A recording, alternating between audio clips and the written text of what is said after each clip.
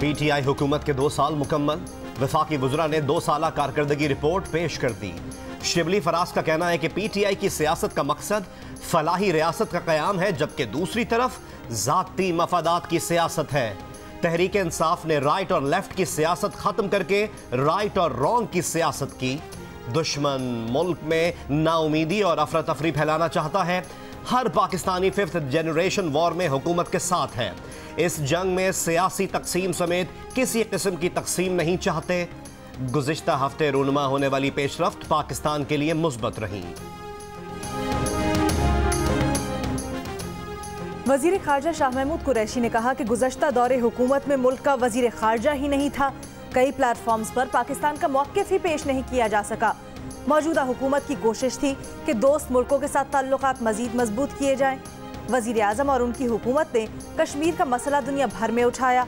भारत के तौसी पसंदाना अज़ाइम के खिलाफ हिकमत अमली बनाई गई। चीन के साथ देरीना ताल्लुकात को नई समत पर डाला। CPEC के लिए वाज़े अहदाफ मुकर्रर किए हैं। मुशीर ख़जाना अब्दुल हफीज़ शेख ने कहा कि 2 साल में 5000 अरब रुपए के कर्जे वापस किए। ज़र मुबादला के ज़खायर को इस्तेहकाम दिया।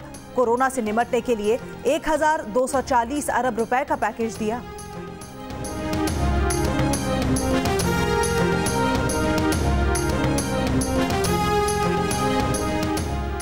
पाकिस्तान तहरीक इंसाफ की 2 साला कारकर्दगी से आवाम मायूस। Institute for public opinion research के सर्वे में हुकूमती कारकर्दगी पर 54% अफराद ने नाराज़गी का इजहार किया, जबकि 38% ने मुतमईन होने का इशारा दिया। पल्स कंसल्टेंट के सर्वे में भी 45% अफराद गैर मुतमईन नजर आए, जबकि 40% ने वफाकी हुकूमत की कारकर्दगी पर इत्मीनान का इजहार किया। नाराज अफराद की शरह में कमी और खुश होने वालों की शरह में इजाफे का रुझान भी जारी।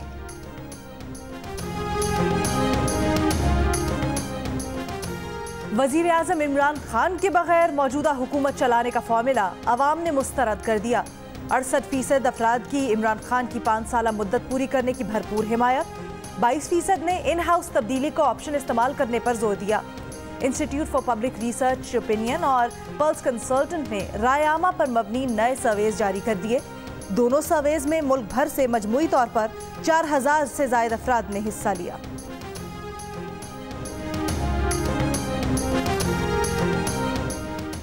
PTI हुकूमत के 2 साल मुकम्मल। सस्ती अशिया की फराहमी के दावे धरे के धरे रह गए। इदारा शुमारियात के मुताबिक आटे की फ़ी किलो औसत कीमत में 12 रुपए इजाफा हुआ। चीनी 40 रुपए फ़ी किलो तक महंगी हुई। चावल 13 रुपए, दाल मसूर 38, दाल मूंग 115, दाल माश 95 और दाल चना 19 रुपए फ़ी किलो महंगी हुई। दूध की कीमत 17 रुपए फ़ी लीटर बढ़ी। छोटे गोश्त की कीमत में 184 और बड़े गोश्त की कीमत में 95 रुपए इजाफा हुआ। 2 साल में आलू की कीमत दुगनी से भी ज्यादा। नेशनल हाईवेज अथॉरिटी ने सादगी मुहिम में 75 करोड़ रुपए बचाए। बदउनवान अनासिर से 12 अरब 56 करोड़ रुपए रिकवर किए। वजारत मवासलात की 2 साल की कारकर्दगी रिपोर्ट जारी। रिपोर्ट के मुताबिक NHA ने पहले 100 दिन वजीर आजम सादगी मुहिम में 219 गाड़ियां भी नीलाम की।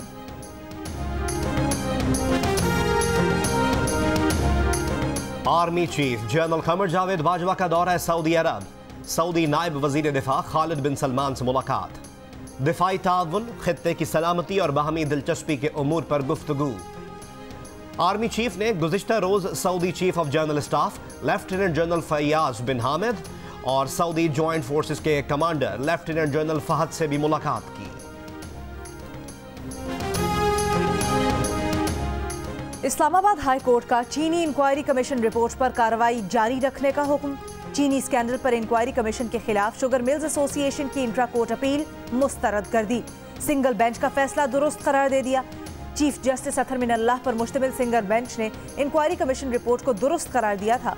पाकिस्तान शुगर मिल्स मालिकान ने चीनी कमीशन की तश्कील और रिपोर्ट को चैलेंज किया था।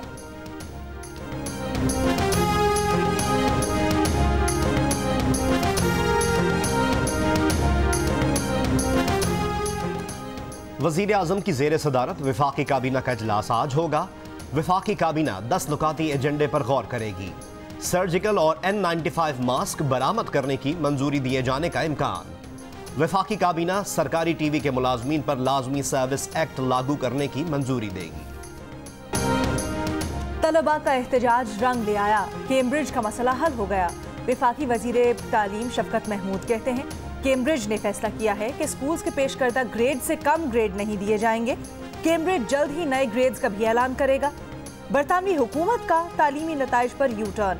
इंग्लैंड में भी ए लेवल्स और GCSE के तलबा को असातिज़ा के तजवीज़ करदा ग्रेड दिए जाएंगे। तलबा और उनके वालिदैन को पहुंचने वाली अजियत पर बरतानवी वजीर तालीम ने माफ़ी मांगी।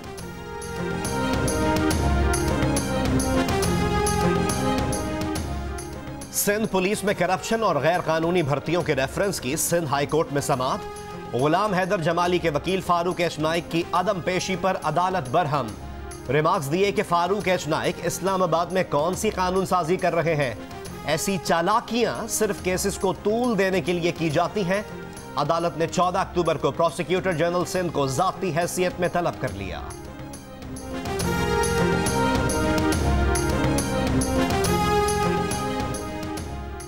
2016 में चित्राल में PIA के तैयारे को हादसा पेश आया, अभी तक इंक्वायरी मुकम्मल नहीं की।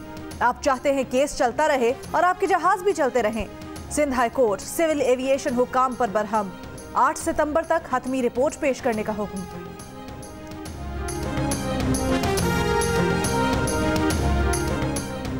ठट्ठा की किंझर झील में डूबकर जान बहक होने वाले 10 अफराद की लाशें कोरंगी में ईदी सर्द खाने पहुंचा दी गईं। उलटने वाली कश्ती का मल्लाह अदालत में पेश।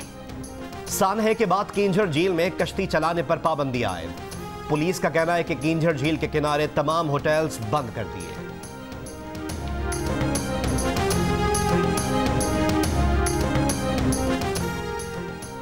मेयर कराची वसीम अख्तर कहते हैं कि कराची के लिए मुशावरती कमेटी अभी कायम नहीं हुई, इसे गवर्नर सिंध नोटिफाई करेंगे और वजीर आला सिंध का कायदाना किरदार होगा। सबका इत्तेफाक है कि कराची का एडमिनिस्ट्रेटर सियासत ज़दा नहीं बल्कि बासलाहियत और तजर्बाकार होगा। जो भी काम होगा उसमें सिंध हुकूमत की रजामंदी शामिल होगी। मेयर कराची की प्रोग्राम आज शाहजेब खानजादा के साथ में गुफ्तगू। से चमकने जाते तकरीबन 2-3 घंटे लगते थे, अभी तकरीबन इसमें आधा घंटा भी नहीं पूरा हुआ, हम स्टेशन पर पहुंचने वाले। BRT का जो मंसूबा है पेशावर जैसी ट्रैफिक लोडेड सिटी में ये लोगों के लिए बहुत ही एक सहूलत है और ख़ासकर इसमें प्रायोरिटी दी गई है बूढ़ों को और ख़ासकर औरतों के लिए। पेशावर के शहरी BRT से फ़ायदा उठाने लगे। बसेज में रश बढ़ने लगा, किसी को जगह मिली तो कोई खड़े होकर सफ़र करने लगा। प्लेटफॉर्म पर खवातीन की सहूलत के लिए खवातीन अमला तैनात। मंसूबे पर शहरियों का क्या रद्द अमल है, जानिए इसी बुलेटिन में।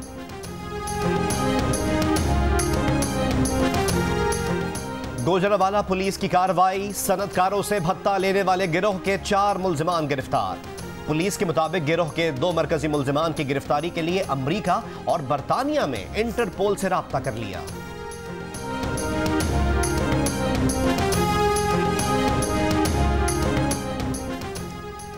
सहरा थर में खुदकुशियों के बढ़ते रुझान को रोकने के लिए अमली कोशिशें। सरकारी और समाजी इदारे एक हो गए। खुदकुशियां रोकने के लिए सरकारी और गैर सरकारी इदारों के दरमियान मुआहिदा तय पा गया।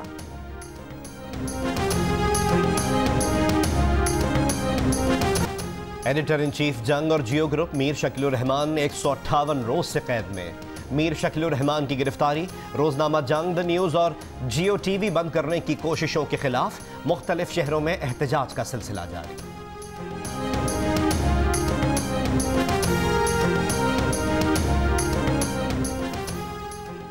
पाकिस्तान और इंग्लैंड के दरमियान साउथहैम्पटन टेस्ट ड्रॉ हो गया।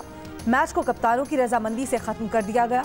आखिरी रोज मेजबान टीम ने 110 रन 4 खिलाड़ी आउट पर इनिंग्स डिक्लेयर की। बॉलिंग कोच वकार यूनस ने टीम की बुरी कारकर्दगी की जिम्मेदारी लेने से इनकार कर दिया। कहा वो टीम सिलेक्ट नहीं करते, मोहम्मद आमिर को टेस्ट में खिलाने का कोई इरादा नहीं।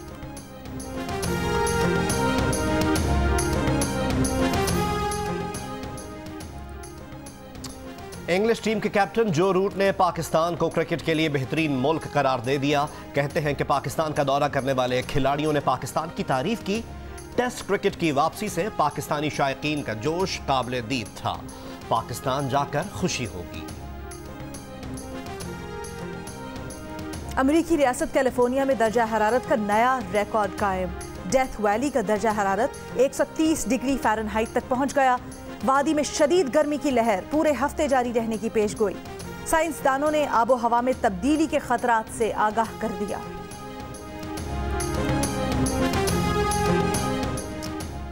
दरख्त लगाओ, आलूदगी भगाओ। पाकिस्तान में आज कौमी शजरकारी का दिन मनाया जा रहा है। जंगलात में कमी और दरख्तों की कटाई मौसमी तब्दीलियों का सबब बनने लगी। मुल्क में शजरकारी मुहिम के तहत दरख्तों में इजाफे की कोशिशें जारी। लाहौर में चालानों की सेंचुरी करने वाला रिक्शा ड्राइवर पकड़ा गया। नादहिंदा रिक्शे के कागजात जब्त। ट्रैफिक पुलिस के मुताबिक ट्रैफिक कानून की खिलाफ वर्जी पर इलेक्ट्रॉनिक चालान हुए थे। और एक नाम लेकिन कई किरदार। शायर, नगमा निगार, हिदायतकार, गुलजार आज 86 बरस के हो गए। उनके लिखे गए गाने कभी पुराने नहीं होते।